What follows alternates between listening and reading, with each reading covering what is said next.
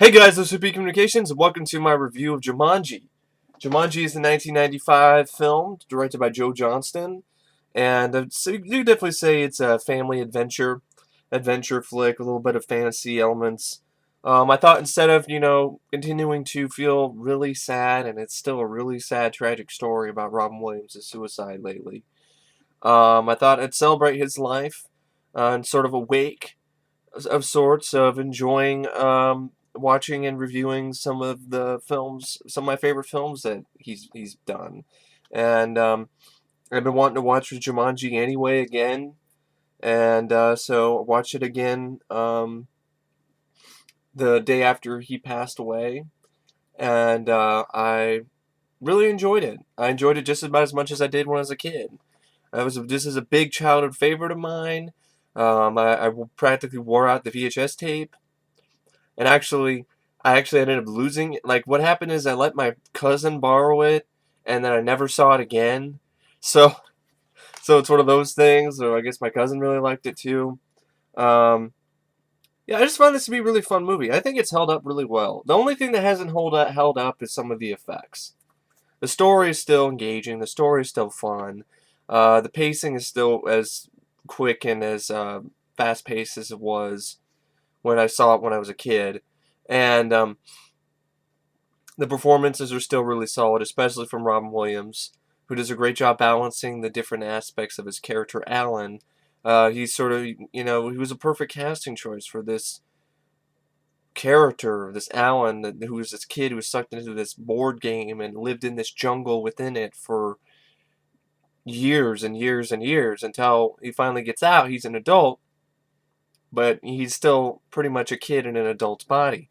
And of course, he would carry that acting talent over into another film that I enjoy with Robin Williams called Jack. And Robin Williams really did a good job balancing those two aspects. It really, when I watched this again, I just made me realize how unique he was as an actor. And not only as an actor, but as a stand-up comedian. He was just excellent. He was an excellent he was excellent at improv. I have a hard time figuring out just, hey, I'm pretty decent at improv. I know we don't look like it, but if I get on an improv stage with some people in an acting class, I can get some, my brain can get stuff going as long as I got enough sleep. As I remember one time I tried to do this acting challenge in my senior year of high school, and it was all about, no, it wasn't high school. It was in college. I was in going to Portland Community College, and they had this sort of thing where an acting challenge, which is you stay up for 2 days straight and you memorize all these lines and you do a play. And I got so many lines and I got all this and I couldn't. And by the time it came to do the play, I couldn't remember anything because I had gotten no sleep for 48 hours. And so, yeah, sleep really does help me a lot when it comes. It helps your brain. It helps me be able to fire off all these different things that go off in my head. And Robin Williams, though, I could come up with maybe one, maybe two, funny jokes and stuff for an improvisation exercise. But Robin Williams could come up with five, and they're all hilarious. And also this unique spirit that he had. This ability to tap into the inner child within him was really unique, and not a lot of I don't think I've seen an actor other than maybe Jim Carrey, but Jim Carrey's he's more of a physical comedian.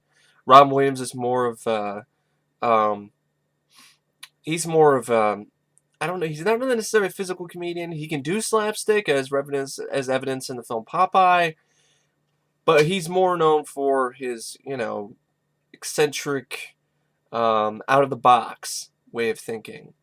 And he talked about this glint of madness that he talked about in this stand-up special he did in the late 70s. It was really good. Everybody has this glint of madness or this glimmer of madness within them. And he really embraced that. And he was able to bring that out in every film that he was in. In this film, he was able to bring that out. It was and his character in this was, you felt for Alan, but he was also a really fun character. He was humorous when he needed to be, strong when he needed to be. And my opinion, it's one of his better roles for me because he's he is the lead in this. He's the lead in this, and I know he's the lead in Toys, and he's the lead in Hook, and all of that. But Hook also had Dustin Hoffman, and Toys also had Michael Gambon. Here, he is the main big star. Kirsten Dunst and all the other actors and actresses. No offense, Bonnie Hunt does a great job in this, but mainly it's his film, and he carries it. And he does a great job carrying the film. And he's a very likable character, and you really enjoy going on this adventure with this character, and you want things to work out, considering how tragic the story is. And that really makes the experience all the more enthralling, so to speak. Now, I know Roger Ebert hated this movie for some reason, gave it 1.5 stars, and that it didn't work. I respectfully disagree. Um, and I thought the screenplay by Greg Taylor and Jonathan Hensleigh. Jonathan Hensleigh. Oh, interesting. Jonathan Hensleigh had a little bit of. He had something to do with Jumanji. Okay. Jim Strain. It's based on a book, Jumanji, by Chris Van Allsburg, which I remember reading in elementary school. I remember checking out from the school library. And yeah, it's written by Joe Johnston. And I've always liked Joe Johnston as a director. My favorite film he's directed will always be The Rocketeer. But he's still a really solid director when you want an adventure flick. When you want a fun, rollicking ride. And the reason why I'm turning like this, turning my head, I'm looking at stuff on the computer. And also I kind of do that when I'm trying to think of stuff. So no, I know a friend of mine was like, Why are you turning your head like that? Why are you looking over the side?" It's just one of those habits, I guess, because it's how I sort of think of things sometimes. So anyway, and I've noticed it more ever since he pointed it out to me. So I'm like, stop it, stop. Anyway, so good cast. You got Robin Williams, Kirsten Dunst, before she was Mary Jane Watson. David Alan Grier's a bit role as yeah, pretty much. David Alan Grier is this one is I think he's a very underrated comedic actor. He was excellent in Living Color. I don't think he really ever got a fair shake when it came to his film career. He pretty much only got a lot of bit roles, and I really think he's more talented than that. So I really think he was honestly given he was given the shaft in his film career, to be honest. He's a very talented comedic actor, and he deserved a lot better than he got after in Living Color. That's just my personal opinion, and because he's hilarious. He's hilarious in this. I mean, he can just scream. Just David Alan Grier screaming cracks me up because the way he does it is hilarious. Bonnie Hunt does a solid job as Sarah Whittle, the girl who was, childhood friends with Robin Williams' character, Alan Parker. Not Alan Parker. Alan Parker's director. Alan Parrish. Alan Parker's the director of Angel Hearts. Anyway. Jonathan Hyde plays both Alan Parrish's father and the hunter that's hunting after, his grown-up self, played by Robin Williams, which is a really interesting idea, and it ties in the theme of the film, which is mainly, Alan learning not to be afraid of his father and learning to stand up for himself. And Babe Neuwirth is also in it. Babe Neuwirth plays Nora Shepherd. And you also have Bradley Pierce as Peter, and Kirsten Dunst as Judy, and that's pretty much about it. I mean, Patricia Clarkson plays Alan's mother, and there's a few other actors and actresses, but Laura Bell Bundy as younger Sarah Whittle, Adam Hann-Byrd as a younger Alan Parrish. I thought he did a really good job. I really did think Adam Hann-Byrd was a really solid young actor. And it seems he really didn't do that much after Jumanji. He had a bit role in Diabolique after Jumanji. He played Fred Tate in Little Man Tate. Played a Digger in a movie called Digger in 1993. He was in The Ice Storm with Sandy Carver. He was in Halloween H2O as Charlie Devereaux. Okay, he was in H2O. I'm trying to remember who that character was. Was that the kid? Was that the kid who was like into the? Was that the one that was really into the? No, that's Resurrection. I'm getting confused between the web shows or whatever. Who did he play? Charlie Devereaux. And he was in an episode of Outer Limits called Stranded. And then he was in a movie called Uninvited. And then the last film he did was Simone in 2009. And I guess in 2004, he graduated from Wesleyan University in Connecticut with a degrees in psychology and film studies. Cool. And he has a film critique blog entitled 2 Cent Cinema on Blogspot. Well, just want to say, Adam Hann-Byrd, I thought you were really great in Jumanji as the young Alan Parrish. And so, yeah. The movie also has a score by James Horner, which it sounds like he didn't recycle his own music here, but he recycled Christopher Young's score from Hellraiser at points. I swear to God, it almost sounds identical. It really does. It sounds like the main theme from Hellraiser. And it's so weird because you're like, this is a family movie, and I'm hearing Hellraiser music. But James Horner, man, you never cease to amaze me. With what you end up doing with your scores. Oh, I'm not going to recycle my own score this time. I'm going to recycle other people's scores. But I like the score all right. But a lot of it did remind me of Hellraiser. But anyway, I wonder if I'm the only one. Maybe it's just me. But anyway, it had a budget of $65 million, and it made about $262 million in the box office. So it was a pretty decent hit. And the movie starts out in 1869. Actually, before I get into the plot, I want to do maybe there's any more sort of interesting bits of trivia. The film was filmed in Keene, New Hampshire. The film crew left an advertisement up on a brick wall right in the center of the town for a pair of shoes, which can still be seen today. It was considered the next motion picture to further develop the CGI concepts used previously in Jurassic Park. And some of it looks fine. I mean, I didn't mind the rhinos and the zebras and the elephants at CGI. I didn't think they looked that bad. But the monkeys look horrible. The monkeys don't hold up well at all nowadays. They really don't. They really do not. At least in my opinion, they don't. They really don't hold up that well at all. You can tell that they were, 95, CGI that's way behind the curve. According to the author Chris Van Allsburg, the word Jumanji is Zulu for many effects, which alludes to the exciting consequences of the game as mentioned in the film. The plot differs greatly from the book that it is based upon.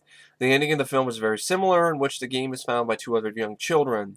In the book, the two children who find the game at the end are Walter and Danny, the main characters from Zathura,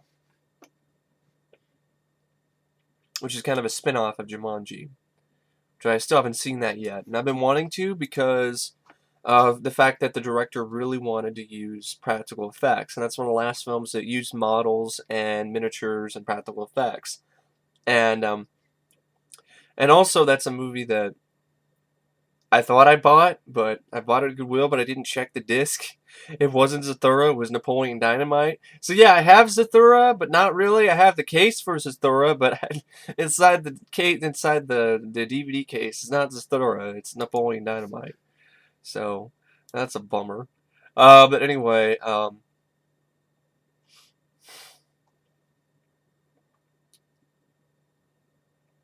guess Scarlett Johansson, a young Scarlett Johansson, actually auditioned for the role of Judy Shepard that went to Kirsten Dunst.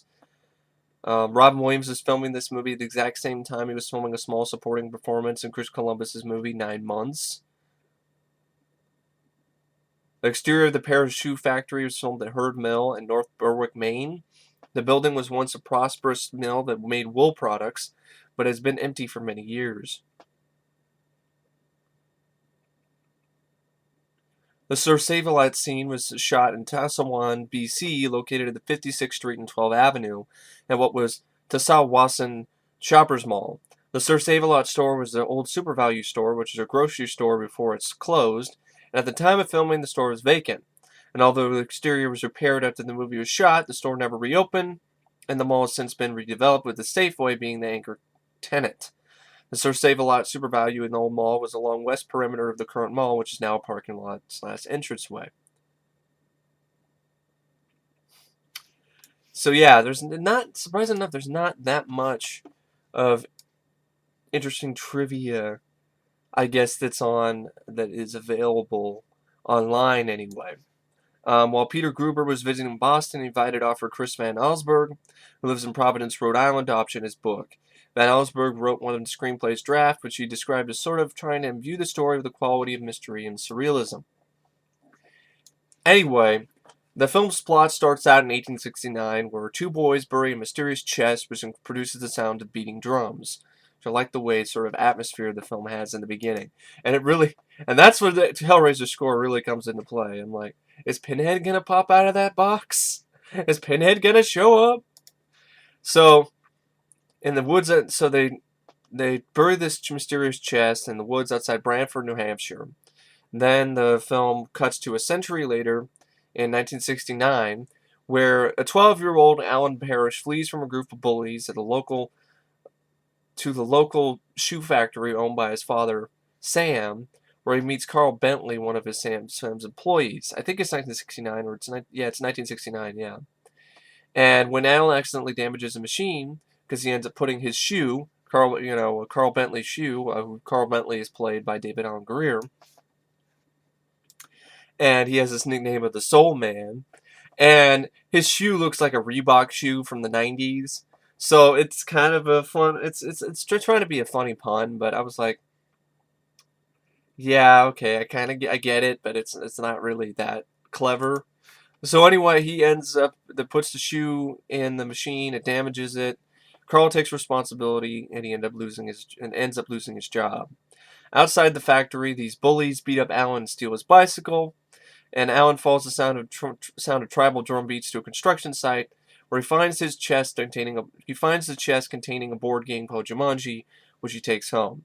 It's a good thing he didn't find the other crate, which has that fuzzy beast in it with sharp teeth that probably would have just bit his head off and then ran off into the night and ate some more people.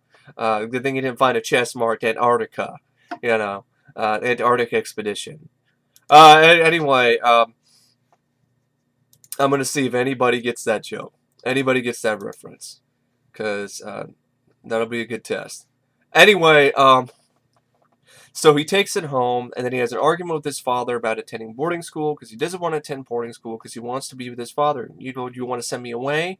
I want to be with you. I barely have enough time with you as it is. I don't want to be sent to a boarding school. And also, his father gave an advice earlier to stand up for himself and fight the bullies. And then he realizes that, hey, I didn't know that there were more than one. But the kid is visibly upset and distraught.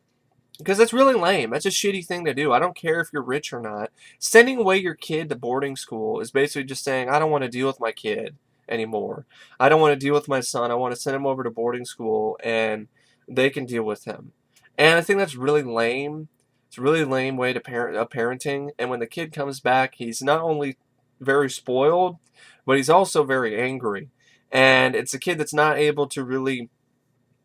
A lot of these kids have psychological issues, especially with their parents, because their parents sent them away to a school. Whether, with their permission or not, it doesn't really matter. They get sent to this school, and they're separated from their family for years and years and years. And I'm not saying everybody goes to private school and ends up like that, but a good amount of them do have psychological issues, and it's understandable. And this is kind of the stuff that started back in the Victorian era, where we didn't have time for your kids. Your kids were a luxury, and your kids weren't really important. Love wasn't really necessary. They were a simple status and a way for you to be able to carry on your legacy and to pass your fortune on through your kids. And that's about it. It's a way to keep your name well known long after you die. It's not necessarily something that you cherish or love. You just use it and abuse the kids pretty much as just kind of like as objects or as a pet. And then you send it off to school, and it doesn't matter what protests they have. It's really tragic, actually. Boarding schools. If any of you have been to boarding schools and love it, that's cool. I've never been to one, but I've known people personally that have been to boarding schools, and it's really affected them psychologically, and affected their self-esteem, and especially around their parents. It's really affected their relationship with their parents. And so that's the whole thing. It's like, you want to separate your kid, You want to get your kids, sure, send them to a boarding school and then see what happens when they come back, and see if they still, love you unconditionally. But anyway, I'm just a proponent of that. It should be the kid's decision. It should be the kid's choice what school he ends up going to, not the parents, because ultimately, unless it's the kid needs some help. I'm glad my parents made the decision to move to a neighborhood where I was in a school district where I could get all the help I needed for my autism, where I could all of that sort of things, because I wouldn't be where I am today if it wasn't for my parents. So I really thank them for that. But I had a say in it even as young as I was. So that's the whole thing. At least let your kids have a say in what school they want to go to, especially if something as big as a boarding school.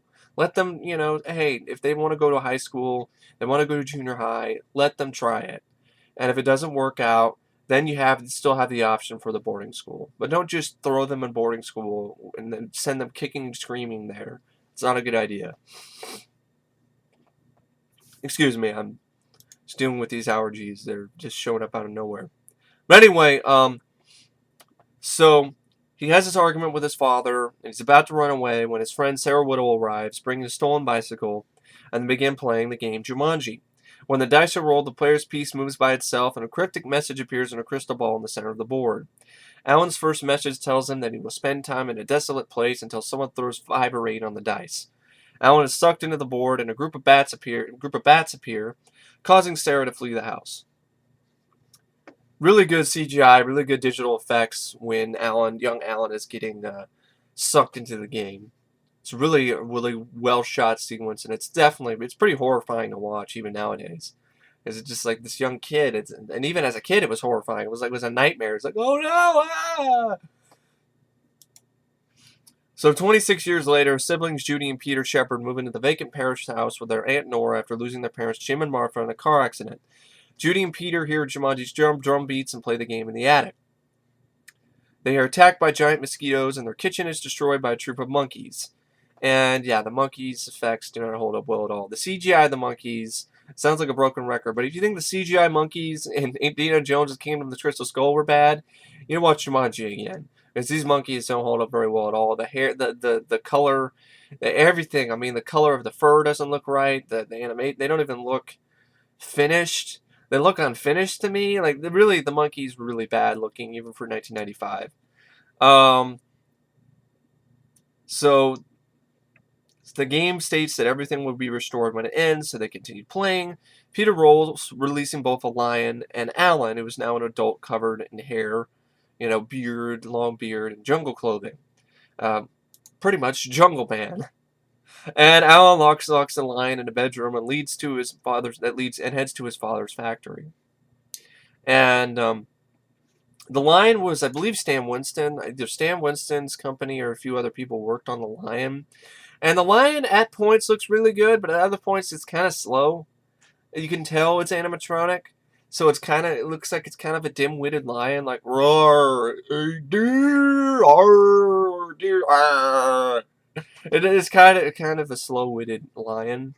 But there's other shots, the CGI doesn't look that bad. And then the practical effects, makeup effects lion, I don't know, I think maybe it was the way Joe Johnston shot it. He didn't speed up the camera. He didn't do anything to really make it appear like it was a little bit more lifelike. You can tell that it's an animatronic nowadays. It doesn't look terrible. I'm just saying you can really tell. And you can tell it's kind of, from my opinion, I just thought it looked a little bit slow. A little bit of its movements. But I'll take that any day of the week over cheap Sci-Fi Channel CGI. I definitely will. So he heads over to his father's factory, and on the way he meets Carl, who is now working as a police officer. In the now derelict factory, a homeless man reveals that Sam was distraught after Alan's disappearance, and he has abandoned the business to search for him. The factory's closure has left Brantford's economy devastated. And he also ends up he says, where's my dad? And that was a great performance by Robin Williams. Did a great job as Alan Parrish. When he first gets out of the game, I think he nailed the way that somebody who has been in this jungle for so long, once they're finally released, would act. And he didn't. When he ran to the factory and was calling for his mom and his dad, and just the look of happiness on his face, and then the sudden realization that everything is gone, was just a really great understated acting performance by Robin Williams. He was so great at that. He's not only great at doing the improv and making you laugh and doing the humor, but he was so great at also on the turn of a dime with the same ability and the same efficiency as he would his sense of humor.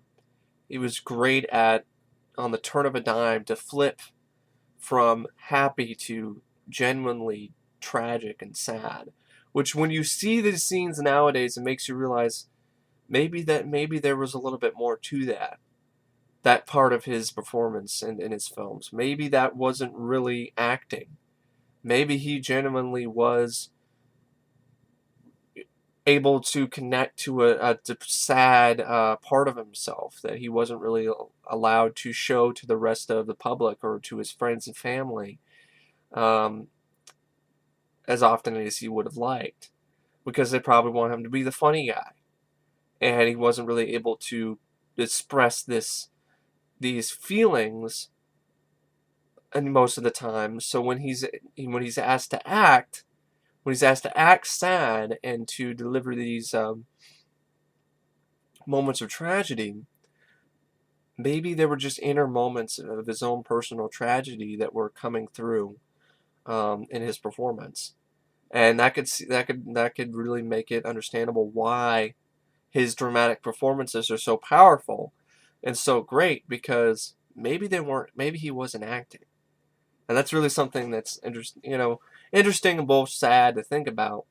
But a lot of great actors do that. They connect to inner parts of themselves to add even more believability and realism to their performance. And his performance in this film was no exception. I choked up a little bit when he went to visit his parents, and he found out they were dead at the gravesite. And both his parents, his mom and his dad. And just made me realize that his own kid, his own child, Zelda, she's going to be without her father now. And it's definitely a sad thing, but it's hard to talk about. It really is. I mean, there's a lot of things where I was revisiting some of I revisited Toys as well again. There's a line of dialogue in that really doesn't make me laugh anymore, which I might talk about that later in another video. But nowadays, it's bittersweet watching Robin Williams movies, because you know that he just passed on recently. He's no longer with us. But I think that's the best way to do it. The best way to move on, to move forward, and to it's probably what he would have wished, is for us not to remain sad all the time, but to remember his life and to enjoy it, and enjoy the films and the laughter that he gave us. And that's what I'm doing. So anyway, yeah, I think it's one of his more underrated acting performances in Jumanji. There's not a lot of moments for him to show that part of his performance, but they're brief, but they're short, but they're also really sweet. They're short but sweet acting moments by Robin Williams in this film. Anyway, so he then watches Judy and Peter play, and then Alan soon realizes that they are continuing the game that he and Sarah started, and he joins in. And then they realize they have to find Sarah. So the three then end up finding Sarah Whittle, who was played by Bonnie Hunt, who was isolated herself because of the trauma she experienced from Alan's disappearance, and they persuade her to help finish the game. Sarah's move releases fast-growing, man-eating vines, and Alan rolls, and a big game hunter named Van Pelt emerges, played by the same actor, Jonathan Hyde, who plays Alan's father in the film. And he ends up chasing Alan with the intention of killing him, but he eventually runs out of ammunition. Peter, Sarah, and Judy fight Van Pelt in a local department store after he steals the game from them to lure Alan to him. And of course, actually, this Wikipedia synopsis forgets about Peter's decision to try to cheat, and also the whole scene where the Pelican, they have a stampede, which I thought was a really decent scene. They're like, what's that? It's a stampede! Run! Get out of here! And even the vines thing. I mean, I really like the way the design. I really like the designs. I like the ingenuity that this film had. I mean, the idea of this board game that comes to life is really cool, and the designs and so forth. And I like how the film actually said, "Hey, we don't have to base this movie and have these creatures and these animals, jungle animals and jungle creations.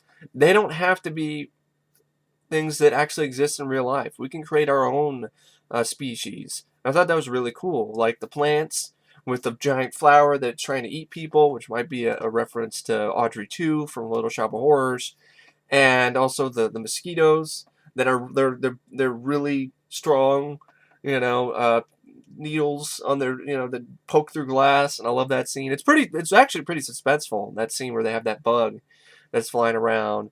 And they're like, don't worry, it's okay, it's okay. It's not going to get in here. Don't worry about it. It's just a bug. It's just a bug. It's not going to get through the window. It's not going to get through the window.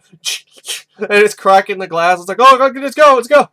And, you know, of course, Robin Williams' character has never driven a car, so he's hitting all these buttons, the air conditioning thing. It's like, come on, let's go. And then he opens and then the one that really gets me, and it got me as a kid, is when he ends up opening the top of the car while the bug's out there, and you're like, close the top of the car and get the hell out of there. Of course, they end up escaping. They end up getting away from the bug, and they end up, you know, saving Peter from the man-eating plant.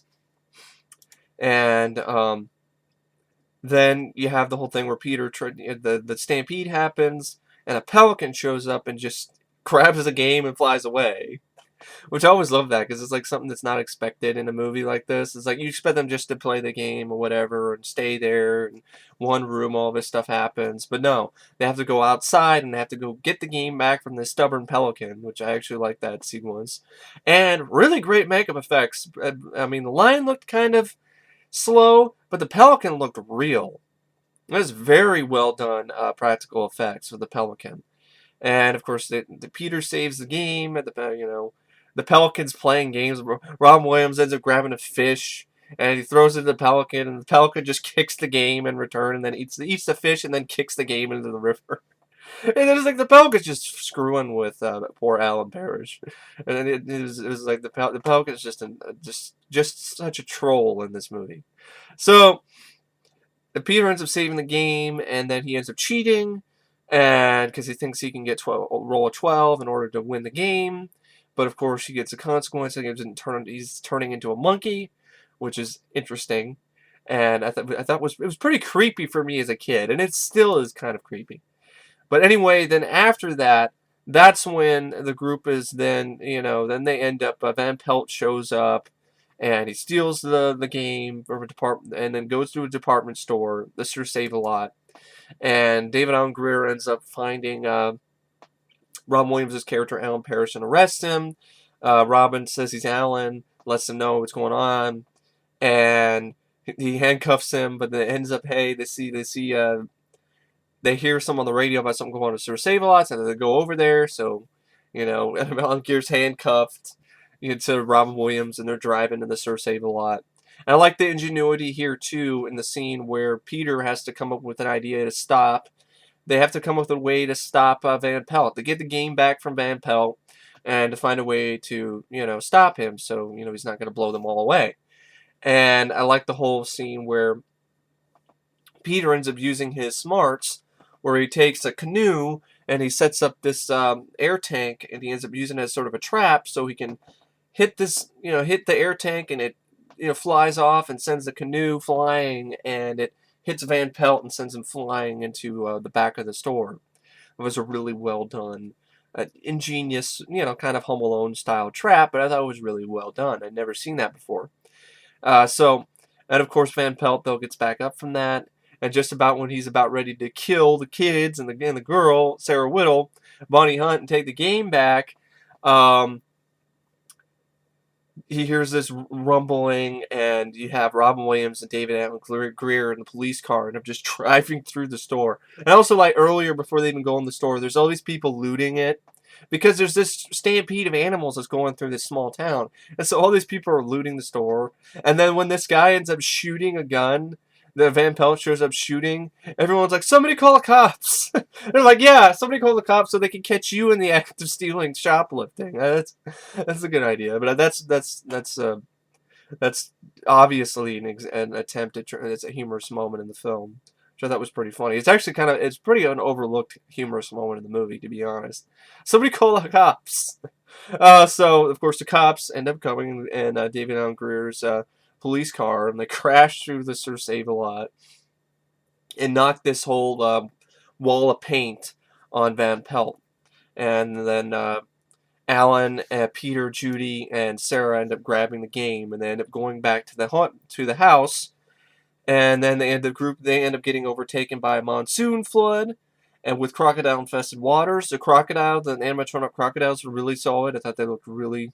They're another impressive bit of makeup special effects, along with the pelican, and then Alan ends up getting sucked into the floor by quicksand, with just his face showing. Large spiders end up attacking the group, which that scene scared the shit out of me as a kid. It's still creepy to this day, because those are some big-ass freaking spiders, man. There's some good animatronics there, too. And I like the scene where they're trying to help him get from the quicksand, they're giving him these things. Peter grabs this, it's like this, like a stool or something. No, it's not really a stool. It's like something where like a lamppost or something, or a coat rack. It's like a coat rack, and he grabs it and it comes apart. And then Peter then goes in and grabs a trombone, and it comes apart. And I like Robin Williams' reaction. It's like, stop giving me things that come apart. And so, of course, now he's stuck in the quicksand, and Sarah has to roll. So she's the one that ends up rolling with the large spiders. She rolls and the large spiders show up. And then, actually, she's the one that rolls and an earthquake happens. And then, while this is all happening, earthquake is happening, it really splits the house in half. Judy ends up getting fatally poisoned by a flower barb, and she ends up passing out or dying. That's one aspect of the film, like, okay, did she die or did she not? And I really think that's one thing that could have been added in an edit. An extra, it wouldn't hurt the running time at all. It would be like 30 seconds or even less than that, just to show her and Peter, her wake up from after, the game is won, and then have Peter return back to normal. I really think that I understand, well, it's self-explanatory, whatever, but I'm kind of a stickler at that, and I know it would have people wouldn't be asking questions like that anymore, because some people might still be asking questions about why didn't she die, or was she dead, or what happened, or how did he go back to normal, or whatever. And I have another example to show a cool visual effect of seeing Peter turn back to normal from monkey to human, and or half monkey to all human, so to speak. And but it's just a little nitpick.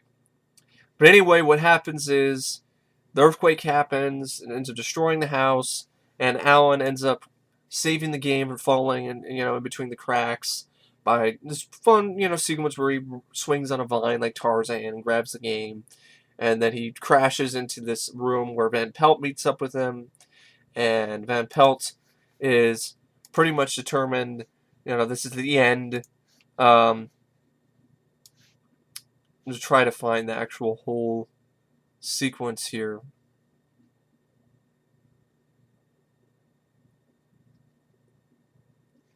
With Van Pelt. I'm just trying to find it. This one, where he's leveling his gun at Alan. End of the line, Sonny Jim. Game's up. Start running. Sarah runs into the room, and then Alan's like, no. Aren't you afraid? I'm terrified. But my father says you should always face what you're afraid of. Ha ha ha. Good lad. You're finally acting like a man. Then he aims his gun at Alan. Any last words? Then Alan looks down and notices the game piece moving to the end of the board, after which the word Jumanji appears, because he threw the dice, and he rolled, he's like, drop it. What's in your hand? Drop it. And he drops it, and it's the dice. And I really like the way this shot was edited, where the one dice lands on the board. Another dice rolls off the board and into the cracks in between the house and rolls slowly. And then it's really well cut to other scenes. Cuts back from the dice rolling slowly to the whole sequence with uh, the Hunter Van Pelt with his gun pointed at Alan. That was a really well edited sequence. I really liked the way that was shot with the dice rolling slowly, cut with the sequences with the Van Pelt at the end of the movie. And so, any last words? And then Alan notices the game piece moving to the end of the board, which the word Jumanji appears, and he says quietly, "Jumanji, eh? Jumanji!" And Pelt cocks his gun, and then Sarah runs to shield Alan. She screams, "No!" And then, really good visual effect, the same sort of thing where young Alan got sucked into the game starts happening, where the bullet stops in midair in front of Sarah, and then it dissolves. It starts to dissolve, and Van Pelt gets sucked into the game along with all the stampeding animals and the monkeys. And of course, you have that shot where it's kind of a funny shot, where kind of scary too, where Van Pelt's head is stuck in the game for a second. He's like, "Ah!" And then it gets sucked in, and then they've won the game. They won Jumanji. And I thought this is an interesting way to end the film. It could have just chose the easy way out. It could have just chose, hey, we don't go back to 1969. We don't do that. But I like that it did this. Actually, when I was a kid, I didn't understand why. But now I totally get it, and I actually really like it because it adds a little bit of a unique flavor to the film, because it actually decides to go back to the beginning of the film. Not 1869, but to 1969. And it kind of makes sense when it comes to the rules of the game. If you win the game, then everything goes back to normal. And if everything goes back to normal, then, Alan and Sarah will find themselves returned back to 1969 as kids. And that's what happens. But they actually end up having full memories, though, of the game's events. Alan ends up reconciling with Sam, his father, and he admits that he damaged the machine in the factory. Carl ends up getting his job back, and Sam tells his son that he does not have to attend the boarding school. Realizing that Judy and Peter had not yet been born, Alan and Sarah throw the Jumanji board into the river weighed down with bricks. Sarah then kisses Alan, beginning a romantic relationship between them. And then 25 years later, Alan and Sarah, now happily married and expecting their first child, meet the Shepherds for the first time at a Christmas party. Alan and Sarah offer Jim a job at a pair of shoes, convincing him and Martha to cancel their upcoming skiing trip to Canada, thereby preventing their deaths. And I like that scene too, where, well, we were planning on going on this skiing trip to Canada, and just the reaction that Robin Williams and Bonnie Hunt have. He's just like, "No!" And they're like, "What? What? No. I'd like you to get started right away. Really, there's reports to do. I mean, and if you wouldn't mind, yeah, sure." I was just like, "No!" Of course, that's because they didn't want them to die, because they knew what was going to happen. So that was I liked that moment, and you could tell that Sarah she's also with child as well in this sequence. And so then the movie ends with the sequel bait ending, which I don't really care for. The beach in another part of the world. Two young girls hear drum beats while walking as Jumanji lies buried in the sand. It was like in Japan or some two Japanese girls. Could be wrong. But other than a few nitpicks, I really enjoy this. I think it's a really solid film. It's more than solid. I think it's an excellent movie. I think it's an excellent movie for what it is. It's what it is. It's an excellent piece of entertainment. It's fast paced. It's 104 minutes. It goes by really quick. It's got an engaging, interesting story. It's got a solid cast. It's got some, pretty impressive visual effects. I mean, some of them don't hold up well, like the monkeys, or the lion looks a little bit slow. But everything else I thought looked really good. I mean, some of the effects, some of the CGI vines and so forth. But other than that, I think it dated pretty well. I think it's held up pretty well. I still think it's a really enjoyable, fun flick for families of all ages. For families and kids of all ages. And it's got a good message. It's about standing up for what you believe in and not being afraid of your parents. And it's a really good message, to be honest. And I like the way it ends. It's really, except for the sequel bit ending, and it's a nice journey. It's a fun journey. It's a fun adventure. It's a fun ride, And I really don't know what to say about Jumanji. It was rated at 5 stars. I'm going to give 4.5. 4.5 out of 5. I really enjoyed the movie. The only half is for a sequel bait ending I didn't really care for. And some effects that don't hold up that well. And Peter was okay, but the actor who played Peter, I'm never the biggest fan of his performance. It's just me. I'm never really the biggest fan of his performance. But overall, I still really enjoyed the movie, and those are just nitpicks. But I don't know if I give it 5 stars. It just didn't feel right for me. And kind of the pacing in the beginning, and a little bit slow, and then it finally gets going. But other than that, I really enjoy the movie. I really find Jumanji to be a really entertaining, fun flick. So anyway, thanks for watching my review of Jumanji, and I will see you guys later. See ya.